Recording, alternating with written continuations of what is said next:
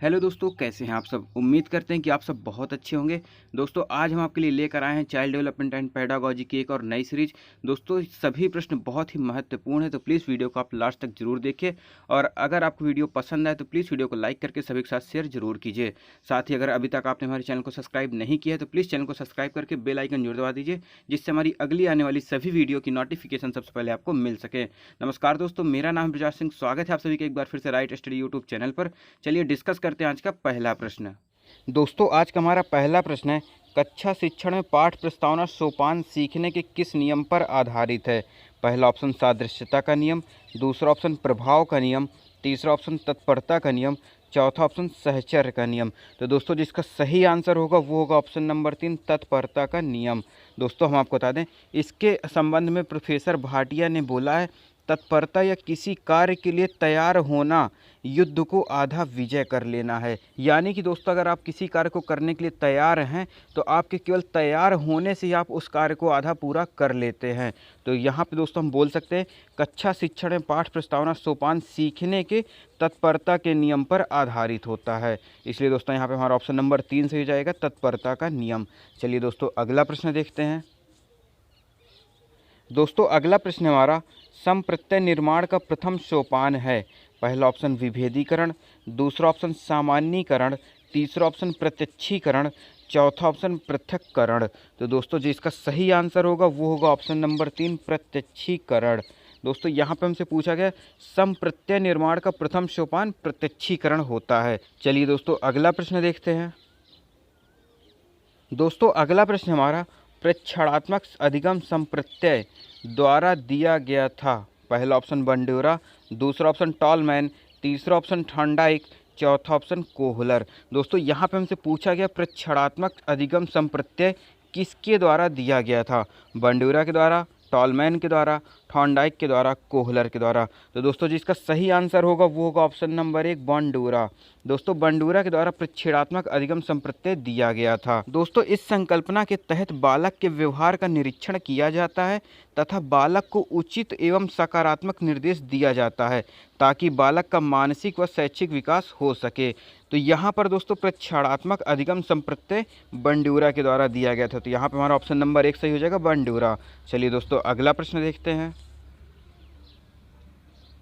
दोस्तों अगला प्रश्न है हमारा, उदाहरण निरीक्षण विश्लेषण वर्गीकरण नियमीकरण निम्नलिखित में से किस विधि के सोपान हैं।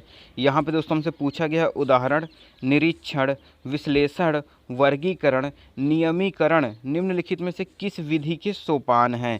पहला ऑप्शन आगमन विधि, दूसरा ऑप्शन निगमन विधि, तीसरा ऑप्शन अंतर्दर्शन विधि, चौथा ऑप्शन बहिर्दर्शन विधि। तो दोस्तों जिसका सही आंसर होगा वो होगा ऑप्शन नंबर 1, आगमन विधि।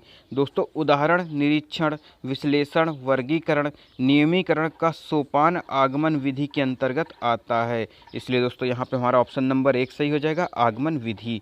चलिए दोस्तों अगला प्रश्न देखते हैं। दोस्तों सभी प्रश्न परीक्षा की दृष्टि से बहुत ही महत्वपूर्ण हैं, तो प्लीज़ आप वीडियो को लास्ट तक जरूर देखिएगा जिससे आप और अच्छे अंक प्राप्त कर सकें। दोस्तों अगला प्रश्न है हमारा, अवधान के आंतरिक अथवा व्यक्तिनिष्ठ निर्धारक हैं।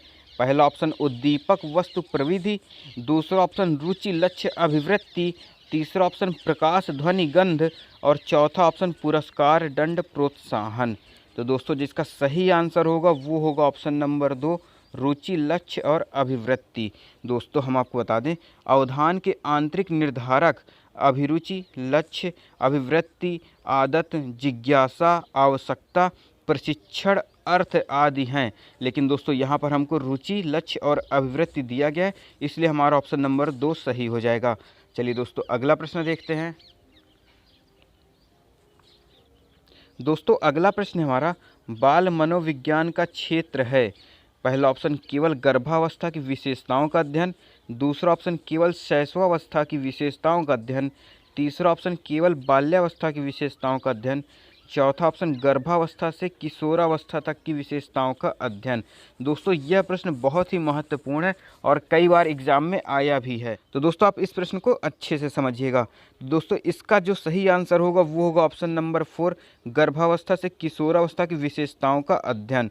तो दोस्तों यहाँ पे बाल मनोविज्ञान का क्षेत्र गर्भावस्था से लेकर किशोरावस्था की विशेषताओं का अध्ययन है। तो आप इसको हमेशा याद रखिएगा और ये कई बार एग्जाम में पूछा गया है। तो यहाँ पे दोस्तों हमारा ऑप्शन नंबर 4 सही हो जाएगा। चलिए अगला प्रश्न देखते हैं।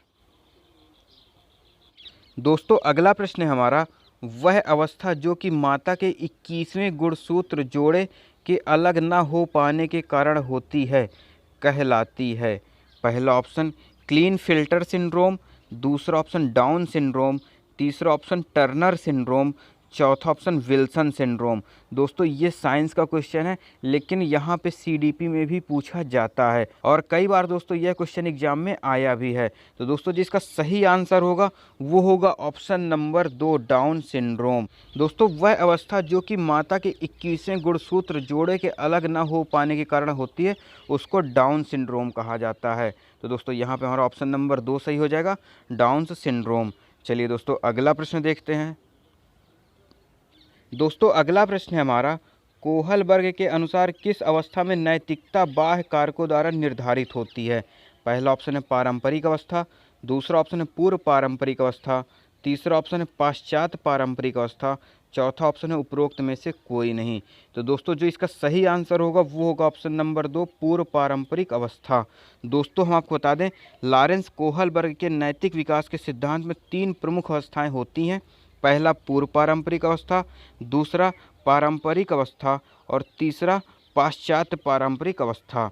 तो दोस्तों यहाँ पे हमसे पूछा गया बालक में नैतिकता बाह्य कारकों के द्वारा निर्धारित होती है। तो दोस्तों जिसका सही आंसर होगा वो हो जाएगा ऑप्शन नंबर 2 पूर्व पारंपरिक अवस्था। चलिए दोस्तों अगला प्रश्न देखते हैं। दोस्तों अगला प्रश्न है हमारा, निम्नलिखित में से कौन सा एक सही क्रम है। पहला ऑप्शन ब्लास्टोसिस्ट, अंडाणु, शुक्राणु, युग्मनज। दूसरा ऑप्शन है अंडाणु, शुक्राणु, ब्लास्टोसिस्ट और युग्मनज। तीसरा ऑप्शन है ब्लास्टोसिस्ट, युग्मनज, अंडाणु और शुक्राणु। चौथा ऑप्शन है अंडाणु, शुक्राणु, युग्मनज, ब्लास्टोसिस्ट। तो दोस्तों जिसका सही क्रम होगा वो होगा ऑप्शन नंबर 4 अंडाणु, शुक्राणु, युग्मनज और ब्लास्टोसिस्ट। दोस्तों यह प्रक्रिया निषेचन से संबंधित है, जिसमें सर्वप्रथम गर्भाधान क्रिया के दौरान सर्वप्रथम अंडाणु एवं शुक्राणु आपस में मिलते हैं। इनके मिलने से युग्मनज का निर्माण होता है। तत्पश्चात ब्लास्टोसिस्ट क्रिया के द्वारा शिशु का निर्माण शुरू होता है। इसलिए दोस्तों यहाँ पर हमारा ऑप्शन नंबर 4 सही हो जाएगा, अंडाणु, शुक्राणु, युग्मनज और ब्लास्टोसिस्ट। चलिए दोस्तों अगला प्रश्न देखते हैं। दोस्तों अगला प्रश्न है हमारा, अंतर्मुखी, बहिर्मुखी तथा उभयमुखी व्यक्तित्व का वर्गीकरण खालिस्तान द्वारा किया गया है। पहला ऑप्शन युंग, दूसरा ऑप्शन क्रेस्चनर, तीसरा ऑप्शन सेल्डन, चौथा ऑप्शन स्प्रेंजर। तो दोस्तों जिसका सही आंसर होगा वो होगा ऑप्शन नंबर 1 युंग। तो दोस्तों अंतर्मुखी, बहिर्मुखी तथा उभयमुखी व्यक्तित्व का वर्गीकरण युंग द्वारा किया गया है। दोस्तों युंग स्विट्जरलैंड के मनोवैज्ञानिक थे और मनोवैज्ञानिक गुणों के आधार पर युंग ने व्यक्तित्व का वर्गीकरण किया था और बताया था व्यक्तित्व मुख्यतः 3 प्रकार के होते हैं, अंतर्मुखी, बहिर्मुखी और उभयमुखी।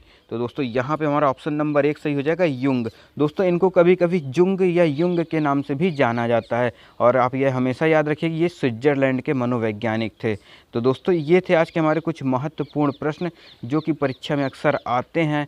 दोस्तों उम्मीद है आपको वीडियो पसंद आई होगी। अगर वीडियो पसंद आई तो प्लीज़ वीडियो को लाइक करके सभी के साथ शेयर जरूर कीजिए और अगर आप हमारे चैनल पर नए हैं तो प्लीज़ चैनल को सब्सक्राइब करके बेल आइकन जरूर दबा दीजिए, जिससे हमारी अगली आने वाली सभी वीडियो की नोटिफिकेशन सबसे पहले आपको मिल सकें।